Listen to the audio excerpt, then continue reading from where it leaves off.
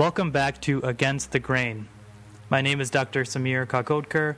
I'm a gastroenterologist and specialist in ulcerative colitis and Crohn's disease.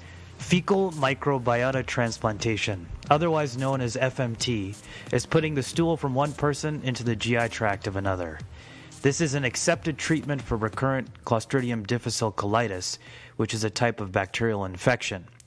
Because we know that people with Crohn's and colitis have a less biodiverse microbiome, some have hypothesized that a fecal transplant could theoretically be helpful for inflammatory bowel disease. A recent Cochrane analysis published in November of 2018 on fecal microbiota transplantation for inflammatory bowel disease concluded that it may increase the proportion of participants achieving clinical remission in ulcerative colitis, about a twofold increase over placebo. However, because the number of high-quality studies is small and the quality of evidence is low, no solid conclusions could be drawn. There were no studies of high enough quality in Crohn's disease to be included in this analysis. There were also no studies looking at the long-term maintenance of remission or potential for adverse events in either ulcerative colitis or Crohn's. This has not stopped some patients with Crohn's or colitis from looking into FMT as an option for treatment. I interviewed Saffron Cassaday, who is the director of a soon-to-be-released documentary called Designer Shit. She has suffered with ulcerative colitis for nearly a decade, and in this film sets off on a journey to see if FMT could potentially cure her. In the process, she interviewed many experts at the forefront of this field, and today will share with us some of the information she has learned. As a disclaimer, this is not an endorsement of FMT for treatment of inflammatory bowel disease. This is not FDA approved for this condition, and at this point is still being actively researched. You can also contact me in case you have any questions about this podcast, or if you'd like to make an appointment to see me. My email is samir3@gmail.com. Saffron, thanks for coming on, and can you first off tell us what your movie is titled? And just a little bit about what made you want to make this movie. So the movie is called Designer Shit, and it explores the world of fecal transplant and its safety and efficacy for various conditions with a specific focus on ulcerative colitis and Crohn's, IBD, because I personally suffer from ulcerative colitis. And what drew me to making a film about this subject matter is, as a patient of ulcerative colitis, I had been researching fecal transplant for years and years. I was diagnosed 9 years ago, and I've always been really interested in fecal transplant. But as a person who doesn't have a science or research background, it can be really complicated trying to decipher some of the information that you find online. I think this topic is on the verge of blowing up in the mainstream right now. You hear a ton of people with clickbait headlines, talking about how wonderful this treatment is, how it's going to cure all these illnesses. And on the flip side, you hear these clickbait articles that it's a dangerous fad. And personally, whenever I spoke to my doctor about it, he didn't have a lot of information to share with me. So I just found it really frustrating trying to understand and decipher all this information on my own. So I decided I should make a documentary film about this so I could personally learn about it and hopefully, make this topic more accessible to people like me who, are just looking for answers on, is this a viable treatment option for me? So before we get into the specifics about, because I know you interviewed many experts in the field, really top scientists and people involved in the business and stool banks, and we'll get more into that. But before we do, I just wanted to briefly go over kind of what you went through before making this decision that I'm interested in fecal transplant, because many people end up looking outside conventional medicine when conventional medicine either doesn't work at all or stops working, and then they have to figure something else out. So what was your experience with the conventional treatment of ulcerative colitis? Well, when I was diagnosed 9 years ago, I was prescribed anti-inflammatory medications, 5 ASAs. And at the time, I was very happy with them because they got me into remission really quickly. Progressively over the years, they stopped doing as much for me. And then I was being put on acute rounds of prednisone. And I was worried about, stepping up to a higher class of drugs that maybe has worse side effects. So I think 5 years into my illness, I started doing a specific carbohydrate diet, which was very beneficial for me. And I saw fecal transplant as a possible continuation of that. So I'm very interested in alternate therapies in conjunction with traditional medicine. Because I do find, in my case, and I hear this from a lot of people I talk to with IBD, that, the medication, first of all, is a Band-Aid solution, and they become less and less effective over time. That, to me, is something that really scared me because, this isn't a drug that you're taking for a couple of years and then you're better. Most of us are diagnosed in our late teens, early 20s. You're looking at decades and decades, your entire life, dedicated to a drug regimen. And depending on what drug you're placed on, that can be a really scary reality. So I think looking for alternative treatments in conjunction is always a good idea. So did the specific carbohydrate diet not completely get you where you wanted to be, and that's why you looked into fecal transplant, or was it that you felt that it worked and you wanted to transition into something else because you didn't want to be on the diet forever? Specific carbohydrate diet worked for me in the sense that, so I was on anti-inflammatories and those drugs weren't doing much for me anymore. When I started specific carbohydrate diet, my 5-ASA medications started working for me. So it was the diet in combination with those drugs that worked for me. Okay. Specific carbohydrate diet didn't allow me to get off my medication or decrease my medication. So I guess I'm always looking for ways that I can be on less medication. Taking these drugs every other night instead of every night. Any way I can reduce it. And I've been told by many doctors that that's probably not possible, and I just don't like to believe that. So I'm constantly looking for ways to kind of limit the amount of drugs that I'm taking. I see. Through natural solutions. So you've never been on any biologics or immunomodulators, those things you were not interested in because of the side effect profile, is that right? Correct, yeah. I see. Okay. So then you looked into this, and where did you first hear about fecal transplant? Was it just something you saw on the news or one of these clickbait articles online that you mentioned? I heard about it from a family friend, and then I started seeing it more so in the news. And what drove it home for me was I was out for dinner with some friends, and they mentioned someone who had done it at home using his mother as a donor and had been in complete remission, symptom-free, medication-free for 7 years. And they mentioned the name, and I said, oh, my God, I know that person. It was an acquaintance I had. I had no idea that he had previously suffered Crohn's colitis and that he had done this treatment. So I linked up with him, and he told me his incredible story. And, sometimes it does take just hearing it from one person who you know personally.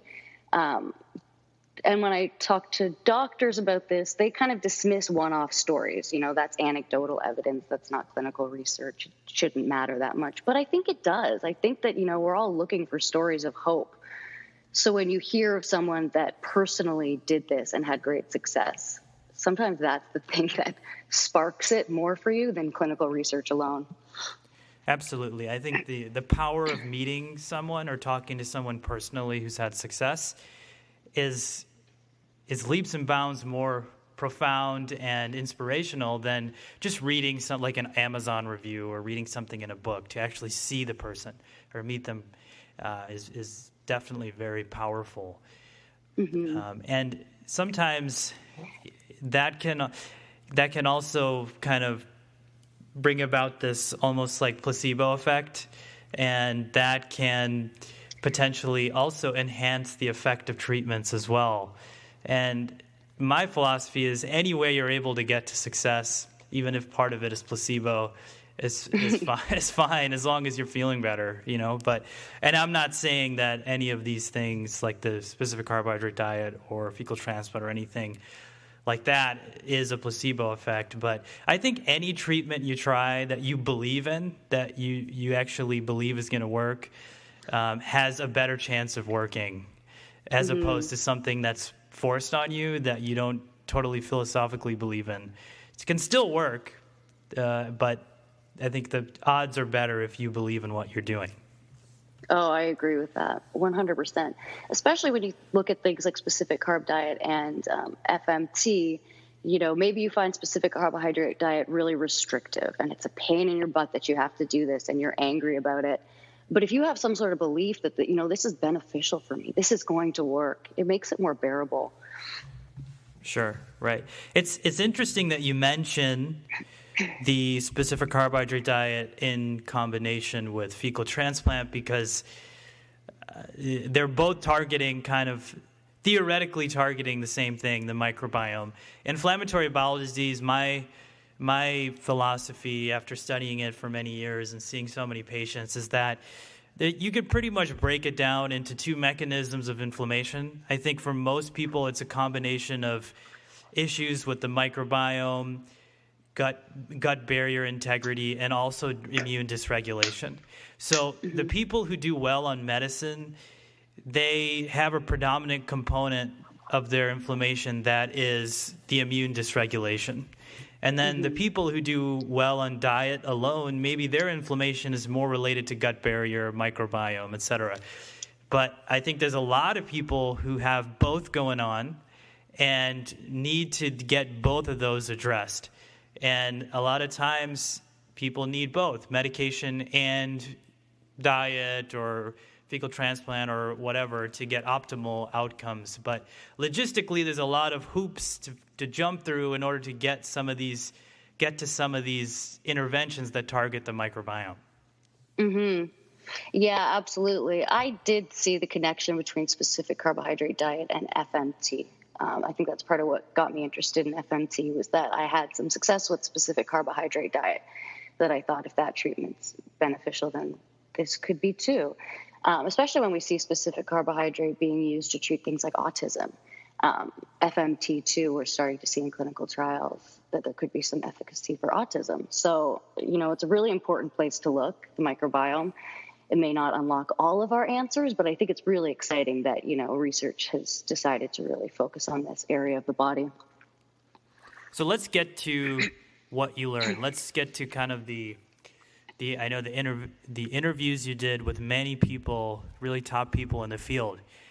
And if you could just kind of give us some key points that and I know people should watch the movie to get the full experience of what you went through in the interviews and actually hearing it from the people themselves. But if you can just give us a few points that you learned that could be helpful for patients interested in FMT. Okay. I could start by mentioning a clinical trial that we focused on in the film. It's McMaster University in Hamilton, Ontario. So I think they were the first to register a trial of FMT for ulcerative colitis. And they're on their second trial. So their findings so far for efficacy for ulcerative colitis, and I've seen this from Dr. Brody has quoted similar numbers, and other naturopathic doctors have quoted similar numbers, that they're seeing about 25% of people achieve full remission using this treatment. So that's, complete absence of symptoms and healing of the mucosal lining. An additional 50% are seeing some degree of improvement. So, they're seeing some of their symptoms reduced. Maybe they're able to reduce some of their medication. The final 25% are seeing no symptom relief whatsoever. So to me, that sounds pretty good. You could say only 25% of people get better. From my perspective, maybe it's glass half full thinking. 75% of people have some benefit, which I think is really exciting. And for the 25% of people who don't get any benefit, they're not seeing any downside. There's no negative symptoms associated with this. So for those reasons, I think it is, a really kind of tolerable and acceptable form of treatment that is relatively safe, believe it or not. So I think, yeah. So though that trial didn't show any adverse events, there's been some that have been reported that I'm familiar with, like septic shock, aspiration pneumonia, toxic megacolon, and who knows if that was really the effect of the transplant versus something that would have happened anyway. But particularly with the case of the aspiration pneumonia, that was also due to one where they administered it through like a nasogastric or nasoduodenal tube. And so I think some of that is route dependent. But there are certain cases of people getting worse, but you're right. In these clinical trials, the ones that I'm familiar with as well, there hasn't been serious adverse events noted between FMT and control patients. Mm-hmm. Yeah, and it depends who you speak to, because when I speak to someone like Dr. Brody, who's done a ton of these, he's very adamant on the fact that, this is incredibly safe, whereas some doctors will not say that. You should never be doing this DIY without a doctor present and supervising you, because there are risks. And because this is such a new treatment, there are so many unknowns. So you always have to be careful about those risks, of course. So Dr. Brody is someone I have not spoken to personally, but at one point I did do like a phone consultation with his nurse. This was long ago. So just to get some information about fecal transplant, because the first way I learned about him was he is a proponent of the theory that Crohn's disease is caused by a bacteria called Mycobacterium avium paratuberculosis.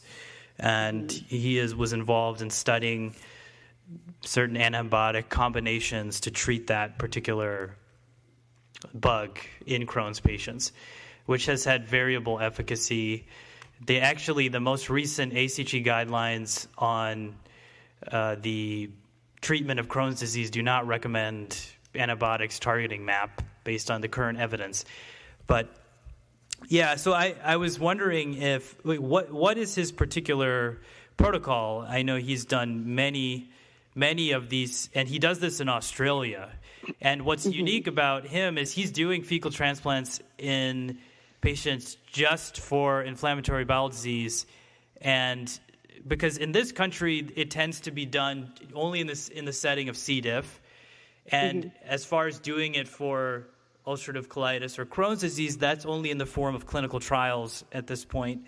So, but if you're just a patient who's not who like wants to get this done for IBD, it's going to be very difficult to find somebody, pretty much impossible to find somebody who's just going to do it for you outside of a clinical trial, and if you don't have C. diff as well, and not just C. diff, but C. diff that doesn't respond to multiple courses of antibiotics.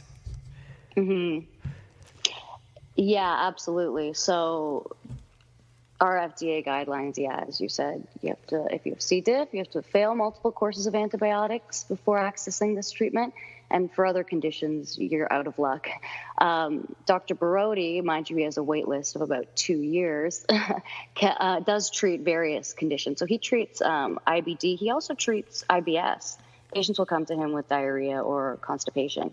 And some of his most interesting findings are that, patients come to him with constipation. They also have Parkinsons, and they see some form of relief from their Parkinson's symptoms as the result of getting rid of their constipation through FMT.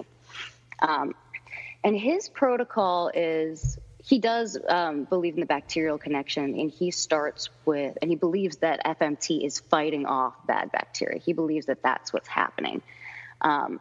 He starts off with antibiotic treatment, usually like vancomycin, with the intention of kind of clearing out some of that bacteria and then repopulating it through the FMT. The McMaster trial, the first trial they did was placebo-controlled. The second trial they did, which I think they're still doing right now, or they've just finished, was taking Dr. Brody's theory. So they had, one group that was given antibiotics before the treatment, one group that was not given antibiotics before the treatment. And do we see a difference in which group recovers? And from what I've heard, they haven't found a real difference between the two. So perhaps antibiotics are not necessary. But that's the protocol that Dr. Brody uses for all of his patients. He's never compared people who don't do it. But he has great success with some of his patients. So, okay. And I do just have to say, when claims are made about, Parkinson's gets better or autism gets better, we have to take that with a grain of salt, because these are very complex disorders that, again, anecdotal success from one person's experience doesn't always translate to large clinical trials or randomized controlled trials. So for those listening, I don't want this information to be misinterpreted that, oh, if FMT works for Parkinson's, I should run out and try to find somebody or do it myself or something like that. That's definitely, from my perspective, not advisable. When I spoke to Dr. Brody and he gave that example of a case study of one patient, he says, oh, I was so excited, I've just cured Parkinson's. And then he reels that back in by saying, well, no, we continued, doing it for Parkinson's patients with constipation. It helped their constipation. And in about 10% of people, we saw some degree of improvement in Parkinson's. So no, for sure, we don't have enough clinical evidence there yet. But there is a clue there, which is interesting, that requires, more clinical trials to keep figuring out what this connection is. Right. No, I definitely, anecdotal success stories are kind of the launch pad to clinical trials. That's how you come up with ideas, right? Like, is this going to work or not? But I understand, patients are in a tough, no matter what health condition you have, you want to get better as soon as possible. And you're not just trying to wait around for research to get done for you to get better. And that's particularly a problem in inflammatory bowel disease, because people are suffering and they may potentially be getting worse and headed towards surgery. And there's all these treatments out there that people claim may work. And physicians are telling patients, we don't have the data yet, so we can't recommend it. Meanwhile, some people are possibly having to have surgery, which isn't the end of the world. It can actually be very beneficial for patients who are in bad shape from colitis or IBD in general. But, people don't want to wait around sometimes for some things that seem theoretically like they could help with a potential low downside. And sometimes people go off the grid. Now, I've actually seen people post videos on YouTube doing fecal transplants on their own. And my first episode of this podcast, there was somebody who really tried a lot of different things. And one of the things he tried was doing fecal transplants from his own baby at home, which obviously I'm not advocating any of these things, but I'm just saying this is what's happening. So is that something that you've come across in the making of this movie, is people doing it themselves at home? Yeah, absolutely. I mean, there are tons of videos on the internet. There are books that you can buy off Amazon and how-to guides. I don't know how many people are doing it on their own, because I think a lot of it is secretive. And one of the biggest issues is that doctors can't support it, and a lot of times don't want to support it. So they're not even offering help in terms of screening a donor, which is, one of the most important things that you absolutely have to do if you want to do this DIY at home. So, it's getting into a dangerous game, because I do completely understand why some very desperate people just want to try this and they don't want to wait. But without the support there, they may be going about it in a dangerous way. And it is unclear at this point about one of the reservations I have about the whole fecal transplant movement and going towards this direction is long term. We don't know what the effect of this would be, and although it's something that's been used actually for centuries for different kind of digestive ailments, and it kind of lost its popularity over time, and now it's getting a resurgence. But who knows what else could be transmitted through stool? Like, certain conditions could be helped, but who knows if other autoimmune diseases or infections that we're not aware of could be transmitted through this. So it's still definitely a risky thing. The medications we use for inflammatory bowel disease, the side effects are relatively well characterized, because it's tested in many patients before it gets approved by the FDA. So we kind of know what to expect, at least for. But as far as long term, I guess we don't have that data either, because Remicades only been available since '98. But long term, we don't know what the medications can do either. So it's a risk doing either. Yeah, that's kind of how I feel when we talk about the risks of fecal transplants. I weigh that against the risks of long-term pharmaceutical drug use, which, once passes all the FDA trials. We know the short-term side effects. We don't know what happens if you take that drug over a lifetime. And that's what we're talking about with chronic illness patients. You're going to be on this drug for probably the rest of your life. What are the side effects of that? Well, we won't know until we have a cohort that's been on it for 20, 30 years.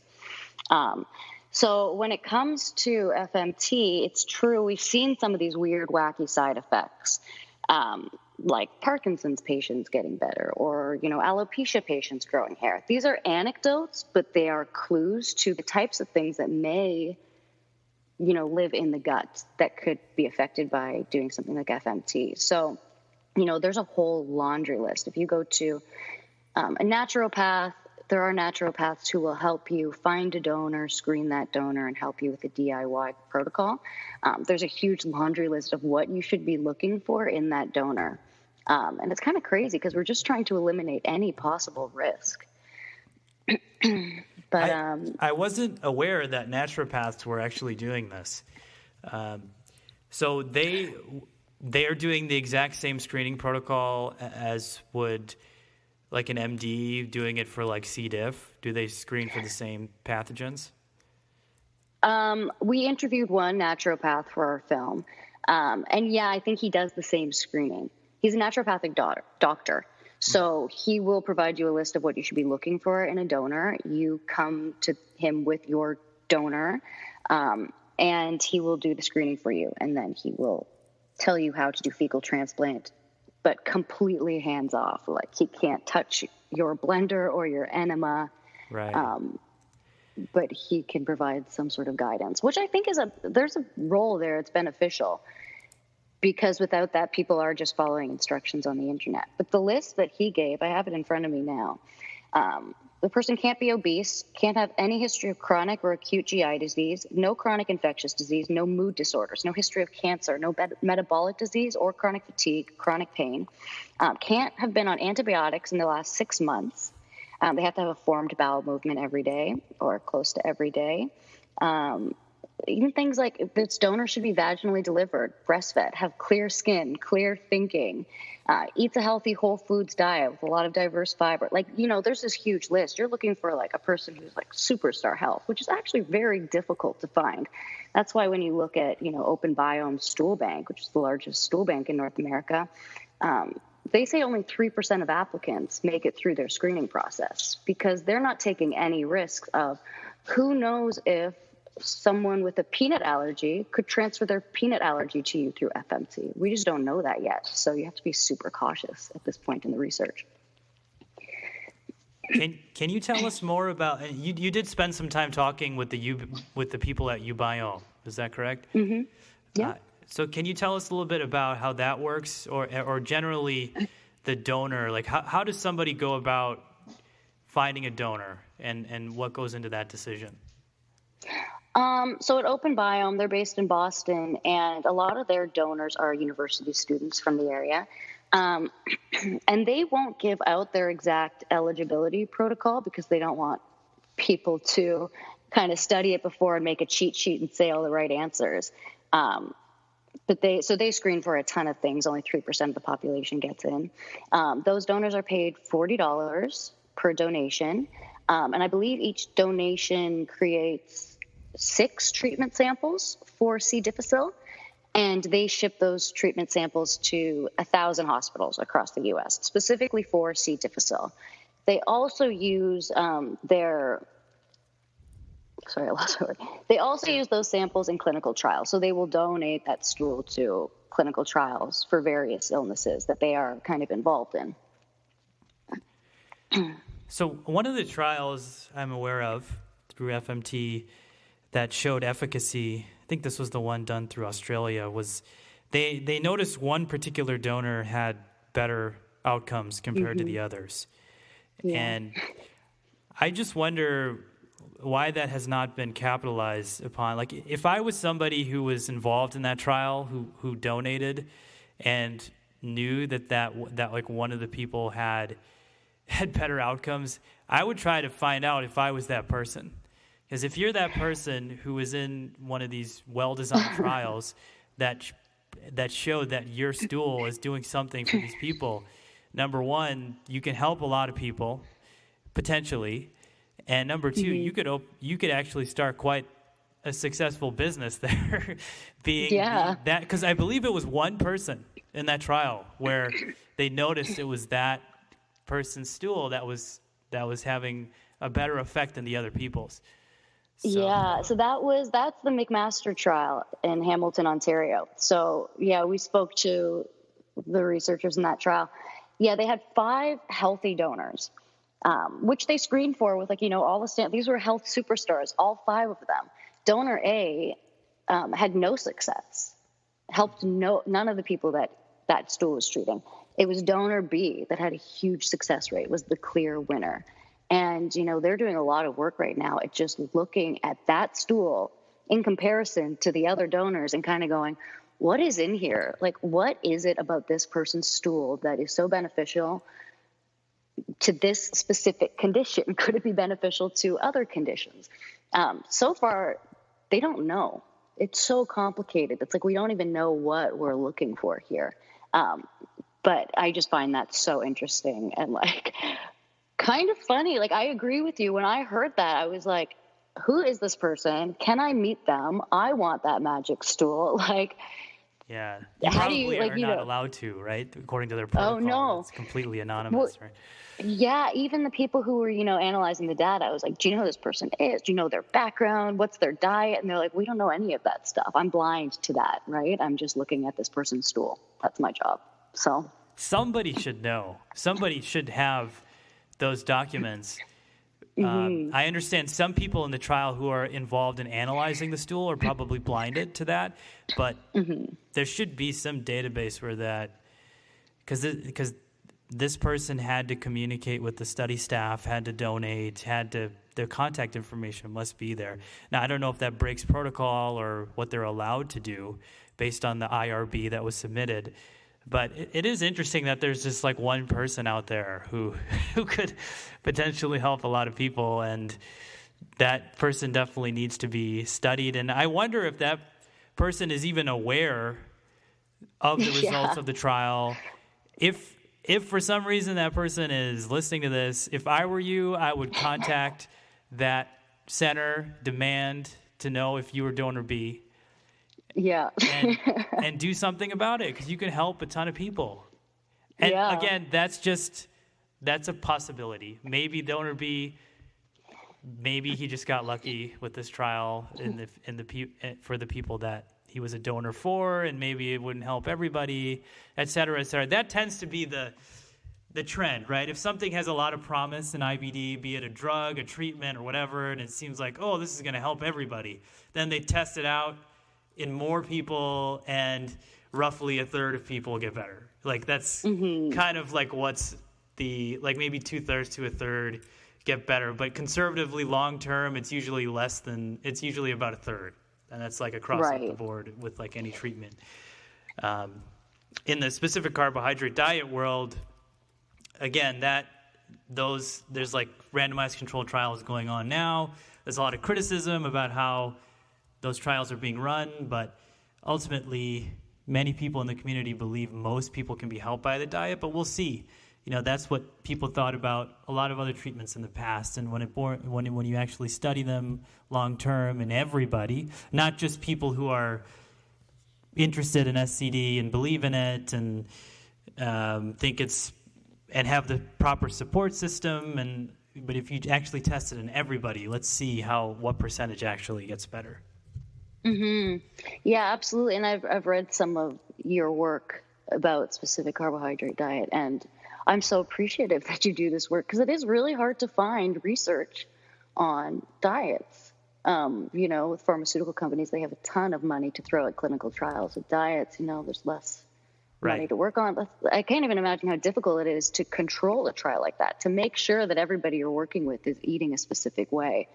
But it's so important, because I really do think it's the key to unlocking some answers. Yeah, and it's also, I try to be an objective voice, even though, I've been on the diet, et cetera. But I really try to keep an open mind to everything. And so that's why I generally think diet and medicine are kind of as of right now, are the workhorses. Medicine definitely has better evidence, but that's partly because there's more funding and interest in medicine from the research perspective than diet. So, okay. So what else, who are some other people you spoke to? Now, one of the things that I've brought up on a prior podcast is and I don't know have you heard the podcast that I did with Garen Aglietti, who's doing fecal transplants for people using donor, he uses a rural population in Mexico that's like completely untouched by civilization. They live in caves. They don't eat any processed food. They're outside all the time, etc. And he uses that population as a donor for himself, and he's used it in a few people with IBD as well. Again, anecdotal. But I've always wondered why the best designed clinical trials are usually done for FMT, have been done in Western countries, have been done in US, Canada, Australia, Europe. So, and most people are using donors from the same country that they're from, right? Like either relatives or people within a similar environment. But I hope they do trials in the future where they're getting people from disparate areas of the world, preferably people from areas of the world where the microbiome is known to be more biodiverse. Yeah, absolutely. I mean, that will be really interesting to see. I also, there are different theories on what FMT is doing exactly. Like we mentioned, Dr. Brody, he has this belief that there is a bug that needs to be killed. And, you're sending in healthy bacteria to help kill that bug. Another researcher I spoke to, Emma Allen Verico from University of Guelph, her theory is that it's working more like a Band-Aid. Like these bacteria are coming in to kind of take some of the load off to let your own bacteria develop. So, what are we trying to do? Are we trying to send in new bacteria that's foreign to us? Or are we, looking for a way to replenish our own microbial bacteria? Is it more beneficial to use a family member? This is one question I have.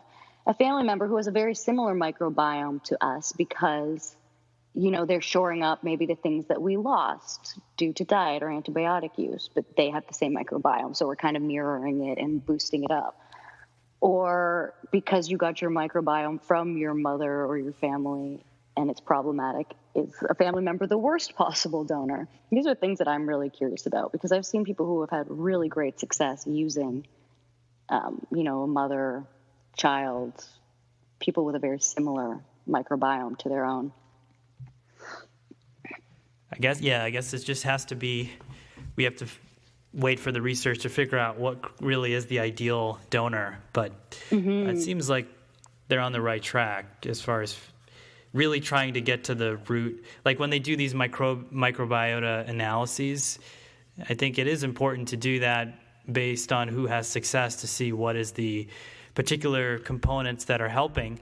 And I think there is this goal amongst the gastroenterology community to drill down what is it specifically in the FMT that's helping, and so that they can standardize it and make some sort of product that's very standardized and not not take this shotgun approach where you're just giving somebody like so much bacteria and instead to drill down to the particular strains that are making the difference and maybe make a probiotic. I don't know if that approach is really going to be successful because we know that probiotics are not that helpful, particularly for Crohn's, not helpful, maybe some efficacy for ulcerative colitis. But I think it's just such a complex thing you're doing with FMT to actually figure out what's specifically happening. It's probably multiple things that are going on. And we have various perspectives on that in this film. So we have Emma Allen Verico, microbiologist from University of Guelph. She's teamed up with New Biotics, pharmaceutical company, and she is working on isolating specific microbes and, incubating them and growing them up in the lab with the goal of creating a pharmaceutical drug that is, similar to a probiotic, right? These are like lab-grown microbes, isolating the ones that we know to be beneficial. And that's a great idea. If that's possible, that would be amazing. I would love a pill that is full of the specific microbe that I need to make me better. But then the question is it plausible? I mean, she believes it is, but then I have other researchers in the film who go, science has the history of like mucking up what's natural. We tried to do that with breast milk, right? We created a formula where we're like, we know what's in breast milk. We know it's good for kids. We'll just recreate it. And now we realize, we don't even understand the intricacies of what is in that makes it so beneficial. It could be the same thing as stool. Hopefully one day we do find out what the magic formula is for donor B.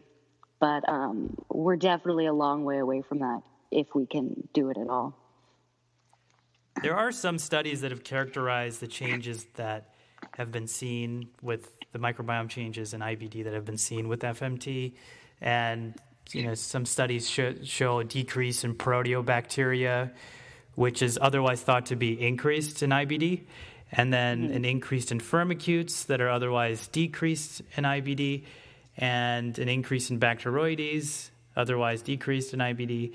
And then what I found fascinating is there's an increase in Lactospiraceae, which is a particular strain that in my research that is actually in process right now, but some preliminary findings of our microbial or our microbiome analysis of people on the specific carbohydrate diet who've done well, at least who are in clinical remission, they have more Lactospira in the microbiome of the stool, and the amount of Lactospira correlates inversely with fecal calprotectin or otherwise inflammation.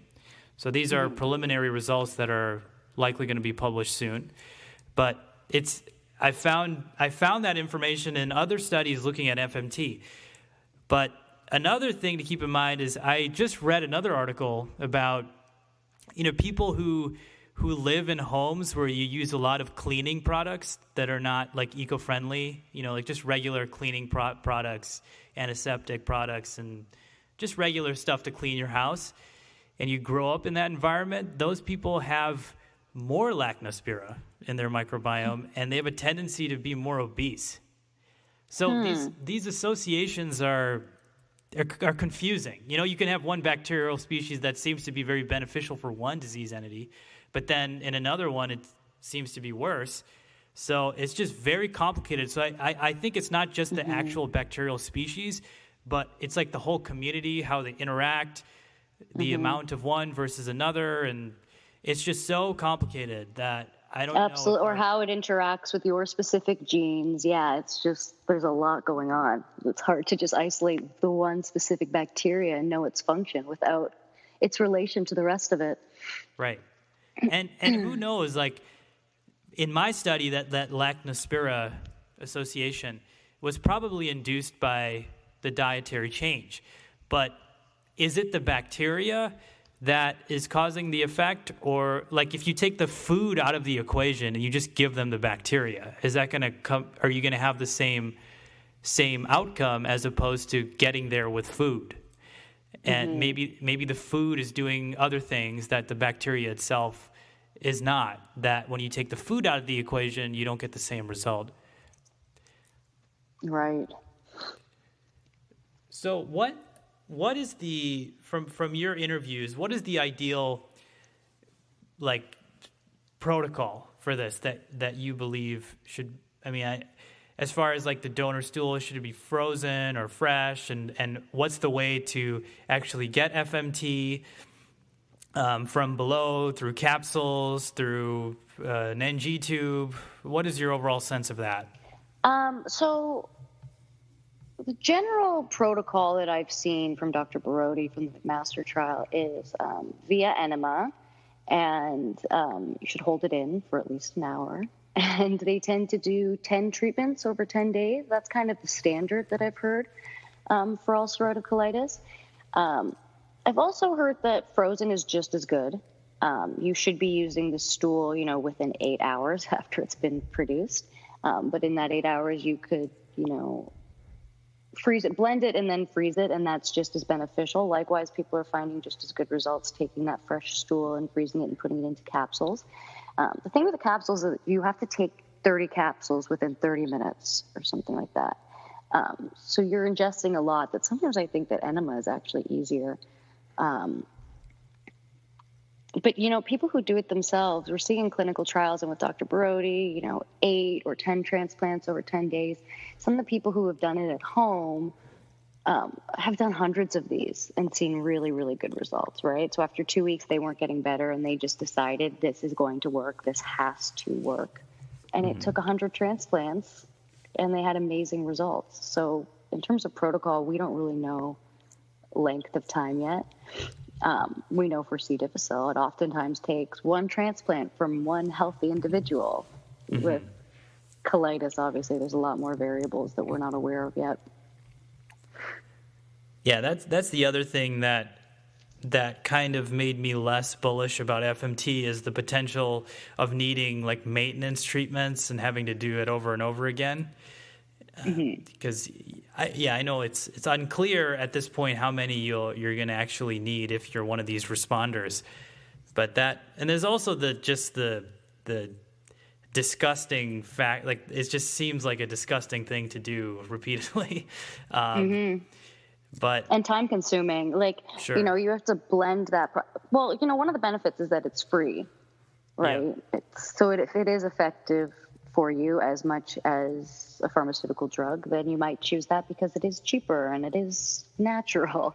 But the downside is that, it takes time to blend and prepare every day, not to mention the cleanup process after. And you do have to lie with it in you for at least an hour. The longer the better. If you can lie there for 2 hours with it in you, it's even better. This isn't it's not as quick as taking a pill and walking away. It's time consuming. Okay.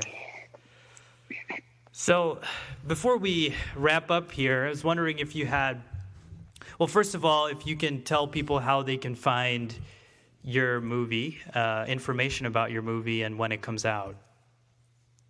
Yeah, our website is designershitdocumentary.com, and we're also on Instagram and Facebook.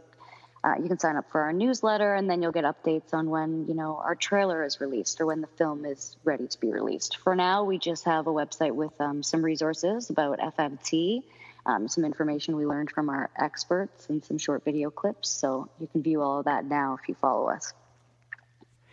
Okay, and is there's just one piece of advice you'd like to leave people who are currently, interested in FMT or interested in pursuing it, any words of wisdom to those people after going through this journey and interviewing all these experts?